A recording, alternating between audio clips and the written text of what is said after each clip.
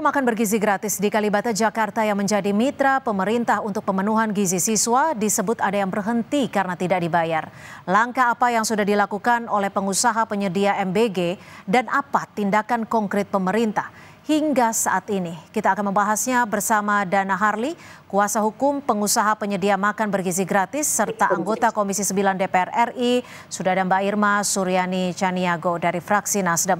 Selamat petang Mas Dana, Mbak Irma, terima kasih sudah bergabung bersama kami di Kompas Petang. Ya, selamat siang. Ya, saya ke Mas Dana terlebih dahulu. Mas Dana, betul ya tadi Anda sudah mengkonfirmasi dan mendatangi BGN. Lalu apa jawaban dari BGN?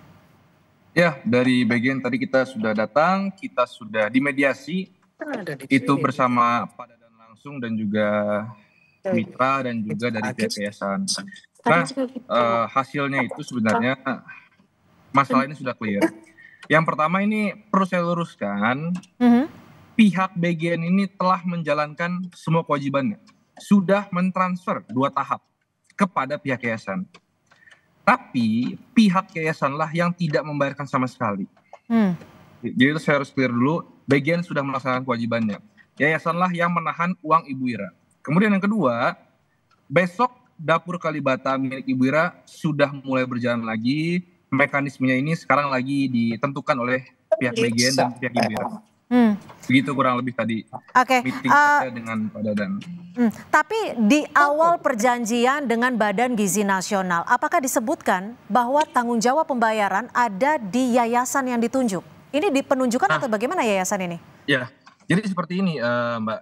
Kita ini Ibu Ira ini hanya kontrak dengan yayasan. Kita kontrak 2 arah. Saya Ibu Ira dengan yayasan.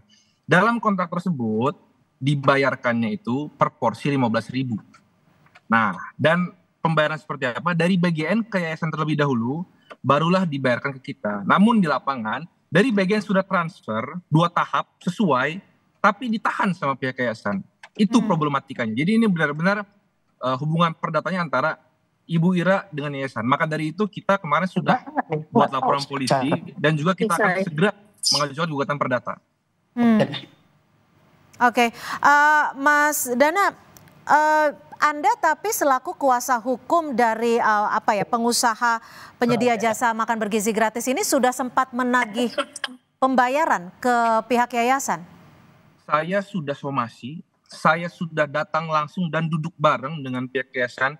Saya pun telah menyampaikan hak tagih. Sudah semua dilakukan, tapi tidak ada respon.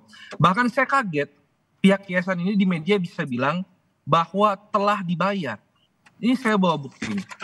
Ini adalah mutasi rekening, sama sekali belum dibayarkan. Jawaban dari yayasan apa tadi Mas? Boleh dikonfirmasi? Jawaban dari yayasan beda-beda. Pertama dia bilang ada invoice di tengah jalan yang dikeluarkan oleh yayasan saat pelaksanaan. Sehingga kurang 45 juta. Saya bilang nggak make sense, invoice apa sampai 40 juta? Karena semua itu dibiayai oleh Ibu Ira, itu yang pertama. Kemudian sekarang berganti lagi, karena Ibu Ira beli rantang baru dibayar 200 juta. Sehingga ada uang dari BGN masuk langsung dipotong tanpa persetujuan tertulis. Nah, jadi ini memang sekarang problematikanya benar-benar antara Ibu Ira dengan yayasan. BGN sudah pure, sudah beres itu, dia sudah mentransfer.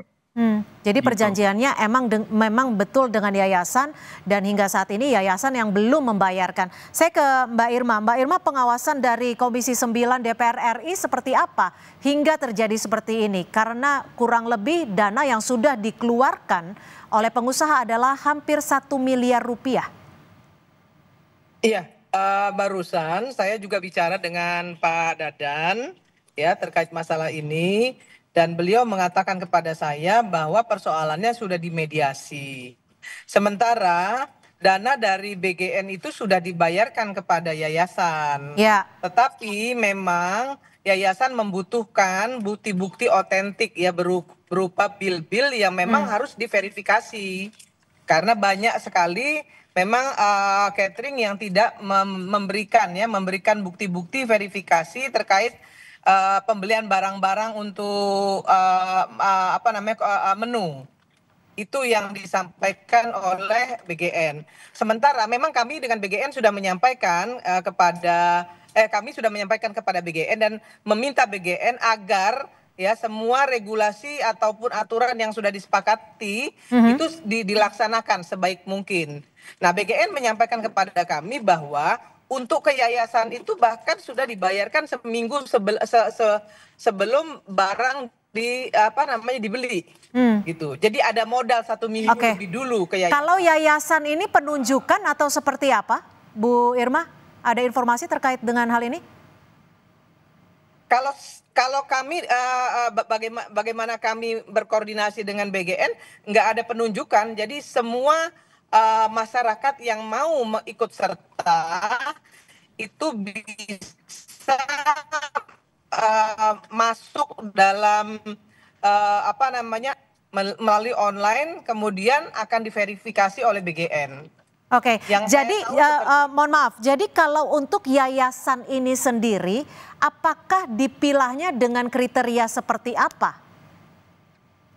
Yayasan itu tentunya harus yang pertama tentu mereka punya modal ya, yang juga bisa menjadi bagian dari pertanggungjawaban mereka terhadap kinerja mereka. Walaupun BGN menyediakan lebih dulu dana 2 minggu ke depan. Itu yang disampaikan oleh BGN kepada kami dalam pelaksanaan distribusi makanan. Artinya bisa dipastikan bahwa dananya tidak tidak dibayarkan dulu oleh uang yayasan ya, tapi uang BGN sudah masuk terlebih dahulu ya. Tidak. Kalau sepengetahuan kami ya, bagaimana BGN menyampaikan roadmap-nya, kemudian tata kelolanya, BGN sudah lebih dulu memberikan modal kepada yayasan. Mas Dana, saat melampirkan ke yayasan untuk menagih dana yang sudah dikeluarkan, apakah surat-surat ataupun dokumennya sudah cukup lengkap berdasarkan ini yang diminta? Jadi kita ini juga kebingungan, yang diminta seperti apa kita tidak pernah diberitahu. Maka dari itu ketika Ibu Ira memilih saya langsung klasifikasikan. Dan saya pun sudah kirim hak tagih bersama invoice-nya, sudah saya kirimkan itu. Tapi tidak pernah ada jawaban. Maka dari itu nanti jika bicara apakah benar atau tidak, kita nanti akan buktikan di pengadilan. Berarti akan ada langkah hukum, dipastikan seperti itu? Iya, langkah hukum pidana kita sudah jalan, kita sudah buat laporan di Polres Jakarta Selatan, dan segera pun kita akan ajukan gugatan perdata. Kalau Anda sempat mendatangi kantor yayasan tersebut? Ya, saya sudah pernah datang ke yayasan, saya itu kirim surat hak tagih saya datang sendiri. Saya datang ke yayasan itu, saya telepon orang di kop yayasan, mereka malah tidak welcome dan menyuruh saya untuk lempar surat. Ya udah, saya kasih ke dalam surat itu. Jadi yayasan ini bentuknya itu rumah. Bentuknya rumah, bukan kantor ya? Ke rumah, iya. Sewa atau rumah yang memang dimiliki yayasan? Saya tidak tahu kalau itu. Oke, boleh dipertegas lagi kerugian dari ibu klien Anda ini berapa? Kalau kerugian itu di angka 975 juta sekian ya. 300? Karena kan kita kontrak 900 juta sekian. Ya, karena kan kita ini kontrak dengan yayasan.